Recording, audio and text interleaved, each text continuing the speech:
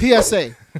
I do not support anything Kanye is saying. I am not on his side. Point blank. Period. But At all. Yo. It's your boy Uche. I got my boy DZ. We are the Ill-Advised Wise Guys. Check out the full podcast. Link below. Let's get into this free speech Ooh. conversation, right? What? I think we going there. Yeah, man, we got to, man. I think right now we're at a very, very interesting point.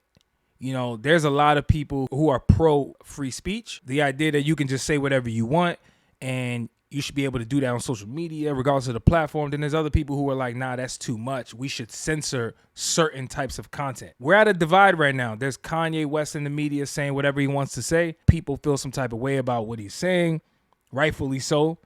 But then there's other people who are like, yo, nah, I think he should be able to say and do whatever he wants to say. Like, we shouldn't silence him. We shouldn't put a muzzle on him. It's dangerous for us to try to silence people. So I think this translates to the music as well, right? The debate about, you know, people being able to say and do whatever they want in their songs and not being held accountable is also part of this too, right? We've seen people being prosecuted, lyrics being used against them. Into the 56-count indictment, they found several Thugger songs and their lyrics. The Thug tracks include Anybody, Take It to Trial, Ski featuring Gunna, and Slatty. One lyric heavily cited in the indictment is when he raps, I killed his man in front of his mama, like F little bruh, sister, and his cousin. I shoot out, kill him, not leaving a trace. People saying, yo, it's free speech. I should be able to say whatever I want. Can you really say whatever you want without consequences, or are people just delusional? You know what I'm saying? I alley-oop this to you, sir. I really want to know how you want to attack this, because there's so many different ways. One of the main reasons I wanted to talk about this is because an interview that Akon did with Sky Network, and the reporter asked him about Kanye and how, you know, Kanye was talking about Hitler and the Nazis and things like that.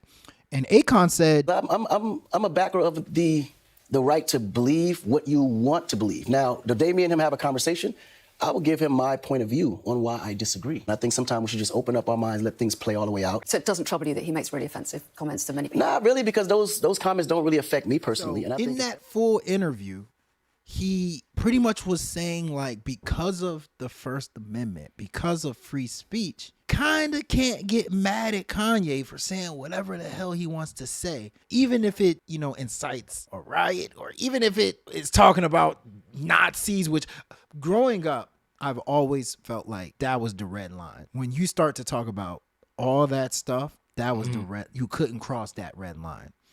And so in this world where the First Amendment, free speech, where you can technically say whatever you want to say, when it crosses that red line, what do? Long story short, I just don't believe in free speech. This is before Kanye. This is before, you know, all the craziness that's happening today. A couple years ago, I said to myself, I don't believe in that First Amendment rule. Yes, America was built on the First Amendment, blah, blah, blah. But if you're talking about free speech, nobody really necessarily brings up that there's consequences for your free speech. Right. So is it really free speech? This free speech First Amendment law that was created, which is created, what, in the 1800s, 1700, right? 1770, whatever. 17, 18, whatever. They didn't have Instagram back then. They barely even had toilets. So I personally think free speech and the First Amendment, as great as a law it is getting a lot of people in trouble. And you really question, do we really have free speech in America? Because it's even getting rappers in trouble when they, you know, rap on a song, right? They're rapping on a song, they're just talking, but they're using their lyrics against them in court. How? Like, I thought I can say whatever I wanted to say. Why is there consequences for what I said? Like, does the First Amendment actually apply, or is this something that people are just trying to, like, fake like it does? Because I don't think it does. The First Amendment is under attack. Laws are written with the intent to be able to be updated, or at least they should be. Yes. And to your point, we over here talking about laws that were written in the 18th century. Yeah. How is it that hundreds of years later, we're still talking about laws that were not necessarily tweaked to adjust to modern civilization. But this is not about us being right or wrong about like the specifics of the bill. This is about like it's under attack, and I do think that you should not be able to say whatever you want to say and think that you should be able to get away with it, right? I think there's a limit. That's a controversial take right there. Free speech is relative. I know people think, oh, I'm speaking, so I should be able to say whatever I want. If you have a 9-to-5 job, so you're just going to say whatever you want to say to your manager who pays you, you're just going to say whatever you want and think that because you have free speech, you should be able to get away with it. I think most people will be like, nah, of course you can't say whatever you want to say. So with that being said, free speech is relative to what the setting we're talking about. Obviously, we're not talking about work. So like, let's bring this to music. Let's bring this to Kanye. Let's bring this to the people in the media, to the creative. I do think that you can offend people with what you say. And if somebody decides to be offended by something, you can't be like, yo, I was just joking. Like, you shouldn't be offended. You can't tell somebody how to react. I mean, we can overcomplicate this if we want, but you cannot tell somebody how to react. Now, you can ask them for clarification and be like, wait, like, tell me how I offended you. And hopefully they'll be able to explain and to where it would make sense. And you, as somebody who's an understanding individual, should be able to be like, you know what? Even though I didn't intend to upset you, boom, you know what? I can see where you coming from. I may not fully agree, but damn it, it is what it is. We know we're not living in a society like that. Right now, we're living in a society where people are under the impression that they can just say things without consequence.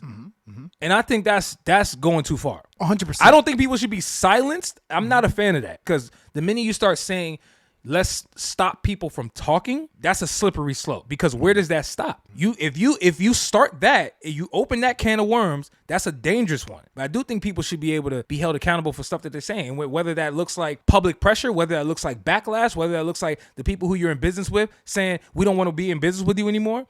That's what it looks like. People are entitled to be able to react the way that they want to based on what you say. In this situation where, Kanye is clearly spewing out some crazy rhetoric, which, by the way, I want to make this clear. I am not on Kanye's side. I do not believe anything Kanye's saying. Hey, can we give a PSA? I don't support anything. PSA. I do not support anything Kanye is saying. I am not on his side, point blank, period. But here's the thing, that's the slippery slope. So Elon Musk went ahead and suspended his Twitter account. He said that, but some of his posts were inciting violence. Okay. But then it's like, isn't there videos that you see on a daily basis of people with guns?